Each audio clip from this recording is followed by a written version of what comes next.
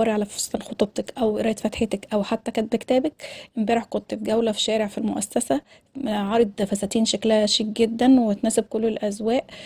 صراحه انا لما لقيت الاسعار كويسه وحبيت ان انا اساعد كل البنات اللي بتبقى محتاجه تشوف فستان لخطوبتها بسعر كويس، او حتى لو قرايه فتحتك برضو عايزه فستان يكون شكله شيك وبسعره كويس.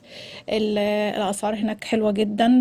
انا في شارع ناصر اللي في المؤسسة لقيت المحلات عارضين فساتين شكلها حلو تناسب الخطوبة وتناسب كتب الكتاب وتناسب كمان قراية الفاتحة. الصراحة لما لقيت كده حبيت ان انا اصور للبنات عشان اساعدهم في الفساتين اللي معروضة هناك. يمكن حاجة تعجبك وتروحي تشتريها من هناك بدل ما تأجر الفستان بسعر خيالي. لا، هناك فساتين شكلها شيك جدا وبتناسب الخطوبة او قراية فاتحة او كتب كتابك، يعني هتلاقي كل الموديلات اللي تعجبك هناك. انا على قد ما قدرت حاولت ان انا